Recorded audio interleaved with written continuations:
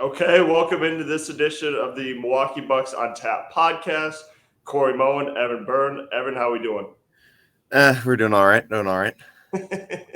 Yeah, true. As well as you could be. So the Milwaukee Bucks did not have a good week this week. Two losses against Houston and Memphis, and a win against Golden State. So we're gonna get right into it. So last week, Milwaukee played a game against the Houston Rockets on a Sunday matinee. One of their worst performances of the season. Lost 97-92. There's really not many positives to glean from this game. Nobody outside of Bobby Portis played well. Yep. Khris Middleton went out, I believe, in the second quarter with a high ankle sprain. Yeah, he only played 6 minutes. So what are your thoughts on Milwaukee's performance against Houston? What stood out to me the most was their shooting.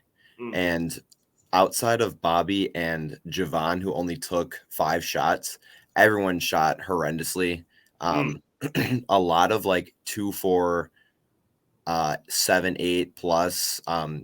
Jrue shooting 9 for 20, 7 for 17 for Giannis, 3 for 10 for Pat. So like it was a day where everyone was off, but they were still able to hold into it just because the Rockets were doing the exact same thing. But just a couple late game horrible possessions for the Bucks to end the game, which ended up them losing. But yeah, seeing 2 for 12 from Grayson Allen and 7 for 17 from Giannis, it's not a good sight to see.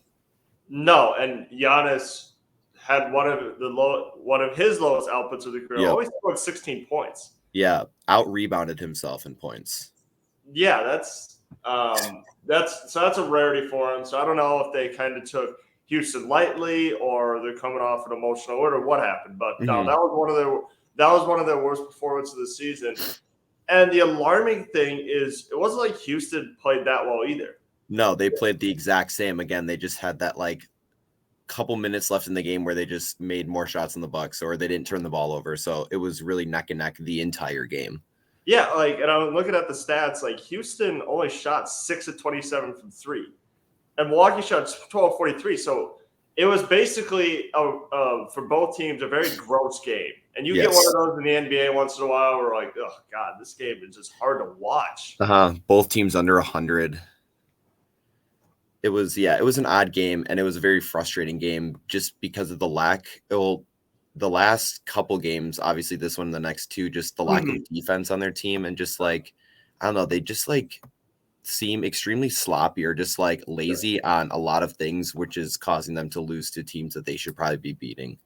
Yeah, and going back to Houston, like only 92 points and 13 points in the third quarter.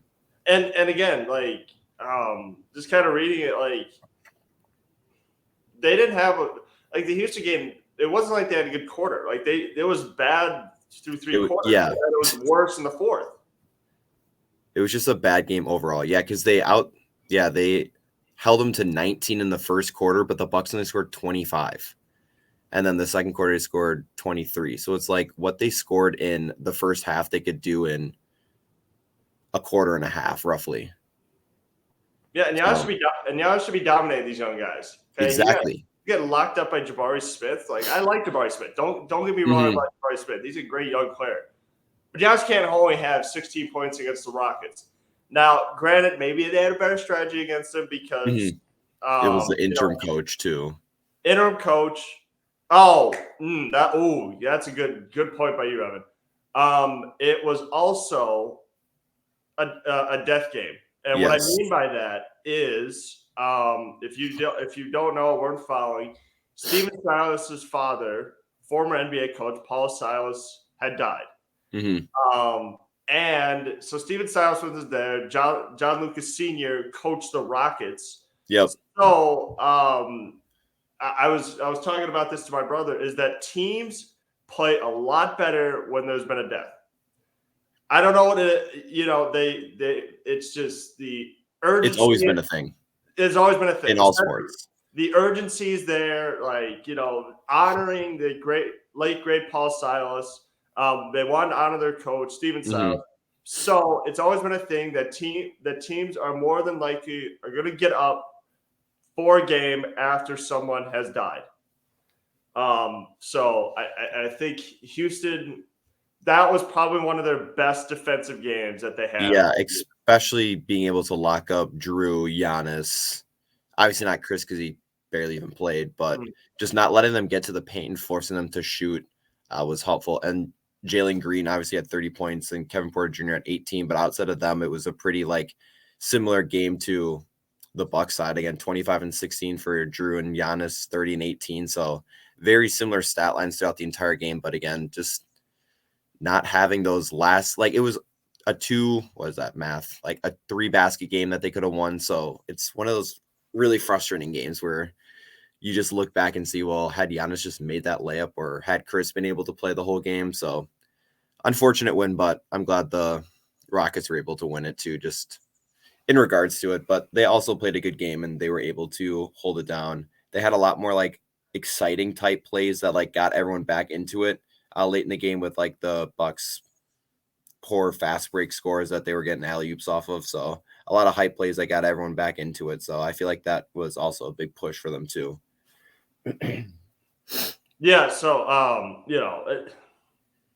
and again, even after that, Milwaukee did at one point, I think after the third, had an 89-83 lead. Yeah. So it wasn't so again, neither team played well. So it wasn't they didn't get blown out. By playing bad, Milwaukee still held it was able to hold a lead. So I don't know. It was just a bad game. I'm sorry. It was 89-83. I don't even know if it was after the third, but it was well, that would make sense if it was after the third, but they had it at one point over the course of the game, and then they just lost it. Over. A lot of careless passes and just sloppy offense and defense that led to the Rockets being able to read it easily and a lot of fast break points, which killed the Bucks. So moving on to the next game. Now this game made no sense either. It didn't make any sense either, and it wasn't necessarily a good performance from Milwaukee. It's just Golden State's that bad on the road. Milwaukee had a TNT game on Wednesday against Golden State. Milwaukee was able to beat them 121-117. Golden State is now, I believe, 2-13. 2-13, yep. 2-13. Yeah, going into this game, they were 2-12, and then they lost the next 2 road games, this one and then against Indiana. So yeah, 2-14. Now Golden State is now 2-14 on the road. So this is a game was kind of interesting because Jrue Holiday didn't play. He had a non-COVID illness. Javon Carter is able to step up. And I think Milwaukee largely won because they were able to kind of lock down on Jordan Poole, Klay Thompson, Steph Curry. Yep, the guys who they needed to lock down. Yeah, exactly. And kind of reading the stats here. So Poole went 6-17, 18 points. Thompson went 6-16, 14 points. And Curry 6-17 for 20 points. I think the catalyst for Milwaukee's win was Javon Carter. I think Javon Carter did a great job, especially on Steph Curry. Yes, I would agree. Watching, because I follow The Athletic. I love we have a main Bucks guy, Eric Dane. So I was kind of watching some of the clips that he posted. So after Giannis's coast-to-coast slam against Golden State, Javon Carter sprinted back on defense and denied. And was ready to go. He was ready to go. So I think Javon Carter and the Bucks as a team were one of the main reasons why they were kind of able to knock off the Warriors on Wednesday night. What were your thoughts? Yeah, they were able to get at them quick. Curry started off really slow. I don't think he made a shot until 7 minutes into the game. I know he only had 2 shots and early and late in the first quarter. So being able to hold him to a non-Steph Curry type shot, which is very rare to do because he can shoot from anywhere on the court. But I think the big takeaway is his 3 for 10 on threes. Again, he hits a couple of those. Who knows what happens? And then same with Klay Thompson, where if they both are scoring 25 to 30 points, then it's one of those games where it's, well, what are you going to do there? That's what their role is. And even Jordan Poole. But Yeah, you mentioned it earlier, and just being able to hold them to a poor shooting performance overall, because they almost shot the exact same. 2-16, 6 for 17s, and 1 6 for 16. I would say that's the biggest takeaway for them or for the Bucks on the Warriors. But I think a very sleeper one for the Bucks is Grayson Allen, who shot 6 for 6. Nothing too crazy, but he had 16 points. And then Bobby off of the bench, who's been honestly one of the most consistent scorers on the Bucks for a long time. Obviously, you can say Giannis because of his like 30-point streaks, but Giannis will either score 30 points or he'll get 15 points. So consistency wise, Bobby, I think, is extremely underrated and not talked about a lot for what he's done off the bench. Especially that game on. Oh, go ahead. No, sorry. Just maybe like ideas for 6th man of the year, just kind of like putting that up there. 25 and 11 against the Warriors, only missed 4 shots. I don't know. He's looking pretty good, and I'm glad he's being able to stay consistent with the double-doubles. Yeah, Bobby was huge on Wednesday. As you mentioned, 25 points, 11 to 15 shooting. Massive performance against Golden State. Giannis was kind of hit or miss for me. 30 points, 9-26 shooting. Got called for 2 10-second violations at the free throw line, which, again, is a major concern because, once again, the free throws are getting in his head. When he started the season, he had a good routine. He would take one dribble, breath, shoot. Now all of a sudden it's like I don't know if he's doing one of those I just don't know if he's doing one of those like he's trying to take himself to a different place or something, like meditation things where he's like I'm on a steep mountain. Like, I don't know what he's doing. It's like he's on a different place when he gets to the free throw line, and people are calling him out for it. It's in like, as a Bucks fan, it's kind of annoying. It is. Like, just seeing him change it up so much, I think, is like his biggest concern. But like, now that like it's called once and like social media takes it, it's obviously going to be an entire thing of people getting called. I know he got called 2 times, and I think the second one was kind of a BS call. He legitimately had the ball for 5 seconds, and then they called him for like the technical shot, and I was a little like concerned on that one. But the first one I could definitely see, but I don't think the second one was 10 seconds. I could be wrong, but it did not seem like he had it for that long. But yeah, his biggest killer is, I don't know how, to be honest, I don't know how he scored 30 points and shot 9 for 26. Obviously, he shot 17 free throws, but he kept missing them. But he kept pulling up for jump shots when they didn't need them. He kept taking threes when he didn't need them. He made one of them, which was his last one. He went 0 for 5 and then 1 for 6. Sometimes he just needs to stop shooting or just go to the hoop. And I think it's frustrating when he just decides to try to be the guy again when we don't really need him to be. And I don't know, it hurts them a lot. Especially for careless possessions where they just lose it because he shoots it with 16 seconds up on the clock. Like, we don't need that right now, whether you're up by 20 or you're down by 20.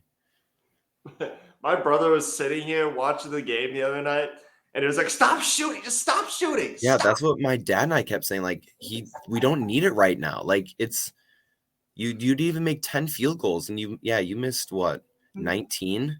No, not 19. 16 shots. 16, 17 shots, yeah.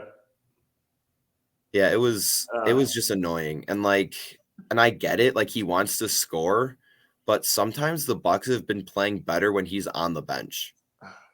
And it's been very recently, and sometimes he gets back on there, like, they just like lose all their momentum and then they blow whatever they just got. And it's obviously, it's not like I want him traded and I want him gone, but like, I don't know, there's something that's going on sometimes with him where it's like, I don't know what changed or what is different, but yeah, it's kind of annoying sometimes.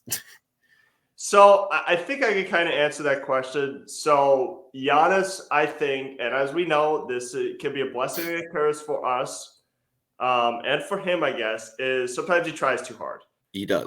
I think he has picked up the most amount of offensive fouls in the NBA because sometimes he just goes way too fast. Yep, he tries to be too aggressive.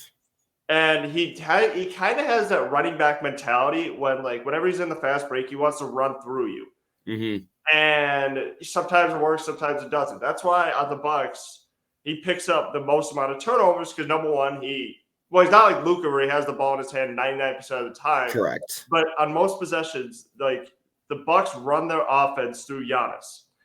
And he has the ball in his hands most of the time.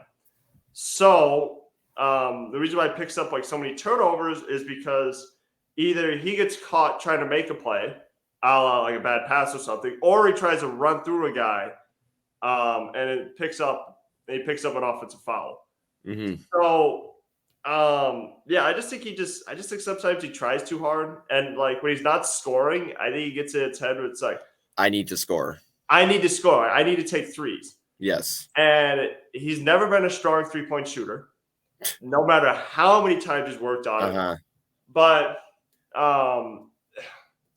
it's like he tries too hard, but at the same time, like, do I want him to be like Ben Simmons where he's afraid to take those shots? No. Yeah.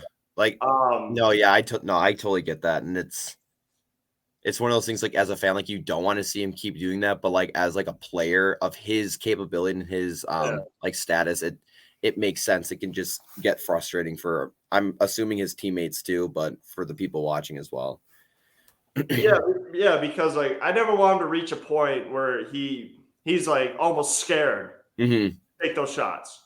So I'm one of those people that I'm fine with it, as long as it's not like a game winner or something. If we're down 1, I'm not really comfortable in taking it, but I don't know if we have like a 5-point lead. Yeah, I don't necessarily mind it because I just never want him to be afraid. I just want him to take any shot that he feels comfortable taking. Mm-hmm.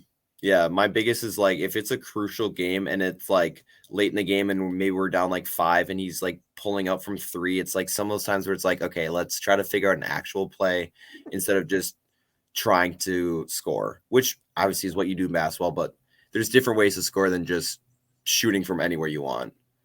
And we're kind of burying the lead at another solid performance. Khris Middleton, 20 points for 13 shooting. I can't tell of how I feel about Khris yet from his return, because I completely forgot that he scored 20 points against this team, against the Warriors. And because he had this game and he had the Lakers return game for 17, but then he's been like 0 for 7 on threes and it's like I don't know. It's very hit or miss. Obviously, I'm not like, oh, we should just trade him now and all that, because obviously it's dumb because he hasn't been back for 10 games. But I don't know. I hope he progresses because, again, if the Bucks want to make the late playoff run, then he's going to have to be pretty consistent to help. But I don't know. It's been hard to tell on his return yet. It's going to sound sad. Sometimes I forget he's out there. Like, he's like, Khris Middleton scored 20. Because they don't like I could be wrong. Maybe we're watching different games. Maybe I got to watch a game a little more close. But it feels like they don't like make plays for him anymore. No, he doesn't do the between the legs. Like it just feels like Giannis passes the ball and then he just shoots it. Like it just doesn't feel like he does like the one-on-one stuff anymore. Yep. So I don't know. I mean, I'm gonna wait a month or 2 before I really decide. Yeah, I was gonna say give it to like the All-Star break at the latest to see like his. Because he hasn't played in a while, so it's understandable. But like seeing Pat come back and be pretty consistent, like with his role. I don't know if Khris is like just assuming that like now that he's starting again and just needs to step up, kind of like Giannis mentality. But I don't know. I'm still a little kind of worried, but not like super worried. I think it's also Pat and Khris had 2 different injuries. Yes. Pat had a strained calf, which doesn't really affect his shooting. Like Khris had offseason wrist surgery. And Khris is obviously a rhythm shooter. So I think for him, it's just going to take a little bit for him to like really find his shot because, wrist injury, it's just, I've never had one, but I think it's all about feel. Yep. Does the ball feel good or not? Or, how's the ball coming off his hand? Stuff like that. So I think he's still trying to find his rhythm just a little bit. And I think Milwaukee's doing the best it can considering the circumstances. It's just for me, I think it's just a feel of like, I don't think he has the feel yet of the basketball. Yeah, and at least he's like had a game or two where he has scored a significant amount of points. It's not like every single game he's played, he scored like 5 or 6 points, where he's shown that he can do it, but just not quite at a consistent level yet, which is understandable. But I'm just glad he's had a couple games where he has scored typical Khris Middleton points. Obviously, we know that he can get 25 and up consistently, but for him to be back, I think it's a good sign to see for later on in the season. He'll get it. I have no doubt I believe he will. And again, like we said, Milwaukee didn't even play well this game. They had 23 turnovers. 4 each from Giannis and Pat Connaughton. Yep. Yeah, Khris had 3 too. Khris had 3. Yeah, so I'm like, they didn't play well. Also, here's what the also was in the Warriors game. Humongous ref show. Yeah, they're a little whistle heavy. So the Warriors, according to the stats, picked up 6 technical fouls, and Milwaukee picked up 3. So, like, hey, despite the fact it was a blowout for the Bucks, the refs almost took over this game. And it's annoying because the players have to pay money for like this. And I get it's like some of these guys are making $10+ million and they only have to pay like $6,000. But like it's still like it's stupid. It's because the refs get to go home and like be fine and don't have to worry about anything, even though some of these refs have been atrocious for the NBA this season. Yeah. And it's just frustrating for the players because they like literally cannot do anything without being teed up. Luka got a technical the other day because he screamed at one of his teammates and they teed him up, and guys are like clapping their hands in frustration, where it's like they're just getting teed up for anything. But I think one of the big things is Draymond Green. With his interaction. So obviously it's a lot of people like talk so much about like, oh, well, the players shouldn't be interacting with the fans. Like they should just like suck it up and play the game. Mm-hmm. But it's like there are times where fans like get out of themselves, where it's like you paid your tickets and now I can say anything I want. And like LeBron has done that in the past. And what came out of what people said is like horrifying of like what people are like telling these guys. Absolutely. And it doesn't happen every single game. It's not like it's an everyday occurrence. But I heard what the fans said was it was like Draymond will give you one free pass in regards to him punching Jordan Poole, because if some don't know, Jordan Poole's from Milwaukee. And so when he punched him in practice before the season started, it was like, we'll give you the pass, but next time, like, be careful kind of thing. And I heard the Bucks are giving him like a ticket refund and then free tickets to like next game or like a game in the future, just because it wasn't like, I get it, but it wasn't like he was like attacking like himself or like his family, because there have been some fans who have done that to other players. But yeah, that was the whole game, technicals, turnovers, and some shots. So it was an overall weird game. It's curious you bring up he didn't threaten his family or him, because that's exactly what Draymond said. He lied to the media and said that the fan threatened his life, which wasn't the case, because there's video out there of Draymond at the free throw line. He kept asking the fan, what pass? What pass you talking about? What pass you talking about? And apparently, I don't know if the fan didn't respond or what, but Draymond then went over and had the fan kicked out. Yep. And I'll always be on a player's side whenever like it's like something that's outside of basketball. But like for this was like, it was kind of annoying now that you know what happened. Obviously, I was kind of with Draymond because assuming it was something that was like attacking like him or his wife or his family. Yeah. So at first I was with him, but then I was like, okay. Soft. That was soft. Okay. You cannot kick a fan out like that. And look, the NBA officials and the security is always going to side with the player. Yeah. That was the time. But no, that was soft on Draymond's part. Okay. You cannot kick out a fan for saying, we're going to give you a pass on the Jordan Poole situation. Absolutely cannot. Okay. That was Charmin level soft is what Draymond Green did to that fan. And good for the Bucks. So like make it right with that fan, because And look, okay, this is not the first time Bucks fans have gotten into it with Warriors players. Remember a few years ago, Klay Thompson. Klay Thompson had an incident with another Bucks fan. So this is not the first time. But with these interactions, it's always the same players. It is. And it's always Russell Westbrook. It's always Draymond Green. Always LeBron. Oh, it's the big name guys who like have done something in their career that people have just like hated. Even KD, you throw KD in that mix. I think what people say to Russell Westbrook is like 1,000 times worse. Mm-hmm. Or maybe even Draymond Green. Look, I'm always going to be on the player's side until I hear the full story. Exactly. Yeah, me too. But no, that was just you can't kick a fan out for that. No. Evan, we got to talk about the next game. Okay. We don't want to. I know. We have to. We're gonna admit this before we talk about it. Me and Evan turned the game off early.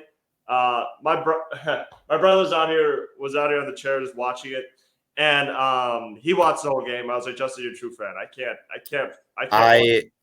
I hate to say like I turned it off, but like for my sanity level, I needed to turn it off. As a actual fan, that would have killed me. And usually it's like, oh well, a real fan will watch the whole game. But I'm like, okay, well, I am a real fan and I'm doing this so I don't go insane. It was I don't remember the last time the Bucks have been blown out by 41 points. I remember the last time they have won by 41 points or 40 points. But holy smokes. That was bad. They had on the bench 1, 2, 3, 4, 5 guys scored double digits. And to be honest, I don't know who 4 of those guys are. I don't know who Roddy is. I don't know who Aldama is. Williams, Tillman. I mean, I'll give them the credit, but some of those, there was like one of those guys where it's like, I know the big players on the Jazz, the Grizzlies, but not a lot, and they all played extremely well. They got outcoached insanely, and I will give it to them. That was an outstanding game for a lot of those guys, and I don't know, they all played together, and the Bucks just were sloppy and couldn't make a shot. They weren't getting their good shots. It was just bad. It was a bad game, and I hope they can just get that out of the way. This made the Rockets game look like it was in the NBA Finals game. And look, I didn't want food, but I took a look at the stats. So it wasn't anything bad. So it wasn't like the Bucks had a high turnover game. They only had 8 turnovers. Obviously they shot bad and stuff, but I think the biggest thing is I don't even want to read this number, but Memphis had 86 points in the paint. Yeah, and they had like 40 some in the first half to the Bucks like 10. They kept letting them just get to the free throw line and up and just float them in. Like Brook would back off thinking that they would contest. Oh, no, I'm going to do a floater. And then they would do that every single time. And I don't get how like they don't like switch to this, because at one point it was like, okay, they were down like 15 where it's like that's a reasonable amount to come back to in a second half. And then I blinked and they're down by 100. And it was like they're just like letting them walk through them. No, it was bad. I'm gonna read some of the stats for the other players. Let's see. John Moran had a triple double. So all 5 of Bucks starters, not one of them played over 30 minutes. Khris played 23. I believe Giannis played 26. I want to say 24, 25. One of those. And I'm gonna read another thing that's a little alarming. So our 12th and 13th guy off the bench, AJ Green and Marjan Beauchamp, had outscored Khris Middleton. So Green had 10, Beauchamp had 12, and Middleton had 3. Khris Middleton scored the same amount of points as Thanasis Antetokounmpo. Yes. That is alarming. And for those who don't know, that is not good. No. Khris went 1 for 12 shooting. And I will give him this early on in the game when they took away his 4-point play. That honestly kind of annoyed me because he was legitimately in the air shooting as he got fouled. Yeah. They took that away. So then he would have been 2 for 13. So I'd want to give him that extra boost, but my gosh. It was not good. Giannis didn't play well either. He only scored 19 points. And he only took 13 shots, which is they shot 53 pointers and made 13. If that tells you anything. Well, that wasn't exactly the greatest in the world. 27-14 in fast break points in favor of Memphis, and their largest lead was 50. So you really couple all that up.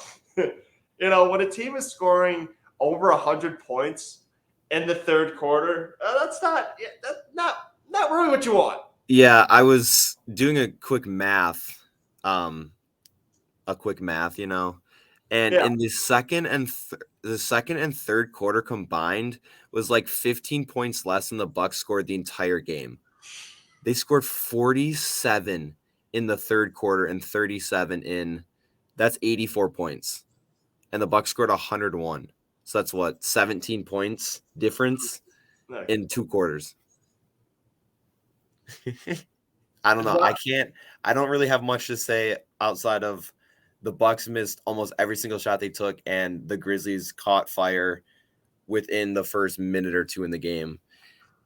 Obviously, it wasn't like huge, like effective to the game just because of the score. But what bothered me the most was their lack of boxing out. Mm-hmm. Steven Adams, if you recall, at any time he missed maybe like 3 or 4 like point blank layups, like shot it, miss it, got the rebound, shot it, and like he kept like tipping it up, and they couldn't get it, and then the Grizzlies would get it, shoot a 3, and make it. So I was like, okay, well, the lack of boxing out is annoying, but yeah, a lot of those plays they just could not get the rebound to save their lives. And look, Steven Adams is one of the best offensive rebounds in the game. Okay, but if you have Giannis and you have Brook Lopez, I don't believe. Did Jrue Holiday play? I don't believe Jrue Holiday played. He did not play. Okay, Jrue Holiday was once again out with a non-COVID illness. Obviously they started Javon Carter. So they lost a little bit of their playmaking with Jrue Holiday, and maybe he would have made a bit of a difference because Ja did drop 25 points. Yep, but he didn't even have a good shooting game either. He was 9 for 21, but he was making the shots that he needed to make. It was kind of like a Giannis on the Warriors game, but still had a triple-double, so can't hate. He was doing things on the other side of the court too. No, he Trae Young'd us. He folded us to death. And look, Memphis has a good team, okay? But it felt like, as you recall, Taylor Jenkins is a former assistant of a Mike Budenholzer. Yes. I believe in Atlanta and Milwaukee. Yep. Earlier in Milwaukee. It felt like Memphis knew exactly what Milwaukee was going to run, which I guess kind of scares me as you get more into it, that like there could be some teams out there who will take this footage from Memphis against Milwaukee and have a blueprint of how to beat Milwaukee either in the regular season or the playoffs. Yep. I'm not saying they would kill them, but the blueprint now is out there for other teams to knock off Milwaukee. And look, Giannis only took 13 shots because Memphis has a longer team. Yes, they do, and it's extremely helpful with Jaren Jackson Jr., Steven Adams, Clark on their bench. So yeah, they have a lot of guys who are even like the greatest player in the NBA is still can be locked up by guys who are long enough to get there. Exactly. They kind of have a similar team to Atlanta, where they just have like three kind of quick, bigger guys who can bother Giannis' shot. So again, like the Hawks earlier on the season. Kind of like the Hawks, yeah. So the blueprint's out there now for teams to be like, oh, this is what you do to the team. You just have to make them shoot threes. Mm-hmm. And Milwaukee this year from three has been very much hit or miss. They've had good games and bad games. It's been very, very inconsistent. Yeah, I would honestly just say they know what to work on. I know Budenholzer came out just saying like they outplayed us in every single aspect of the game. They just got to get up and get ready for the next one. So that's pretty much all we can say from that overall game. You Yeah. get blown out sometimes. They're a good team. This wasn't the Rockets game. If this was the Rockets game, I would have lost my mind even more. But you have some bad weeks, you have some bad games. The Bucks lose to the Rockets quite often that they should. So again, can't really do much, but move on to the next one, which they play tonight. So let's see if they can get a little bounce back game at home. Yep. So just a bad week from Milwaukee. We do have some other news that we have to get to. So good news, actually. Well, not quite. That's actually coming up next. Oh yes. Yeah. So Malcolm Brogdon is obviously a former Bucks guard, and there were people, I guess fans, who thought he took a shot at Giannis based on this quote. I'm going to read the quote in its full context, and we're kind of going to decide if it was a shot or not. So Brogdon, kind of give the full context here. Brogdon was talking about Celtics center Robert Williams, like finally coming back. Williams had knee surgery. So Brogdon was talking about the importance of having Robert Williams, the third back. And kind of here's what he said. So he was kind of talking about it. This is kind of in a Twitter thread of Robert Williams. And then here's the quote that people had a problem with. He said, having a rim threat. I played with a great shot blocker and Miles Turner in Indiana. So to play with another one, I think those are the two best shot blockers in the league. So to play with them this year is going to be amazing. Wait, I may have gotten the quote. Did I get that quote wrong?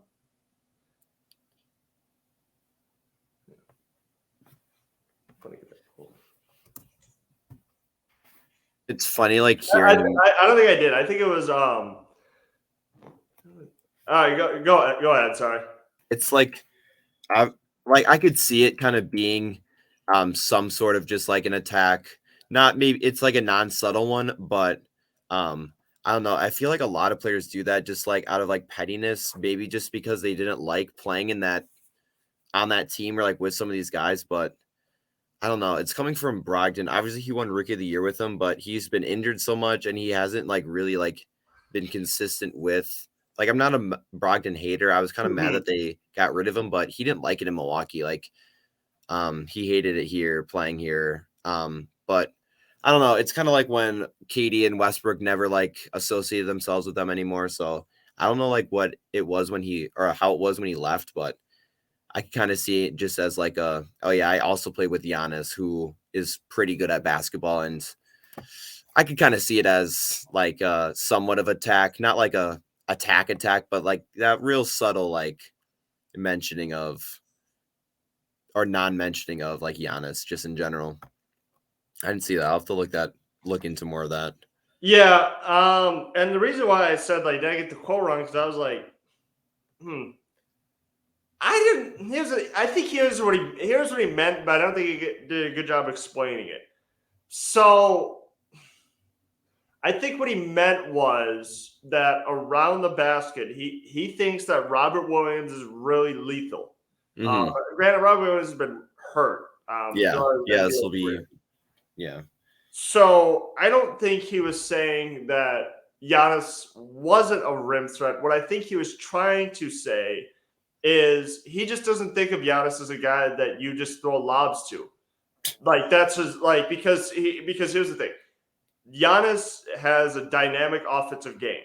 Okay, where he has a plethora of moves that he could pull off to get buckets. Robert Williams' whole offensive game is lobs and offensive rebound putbacks.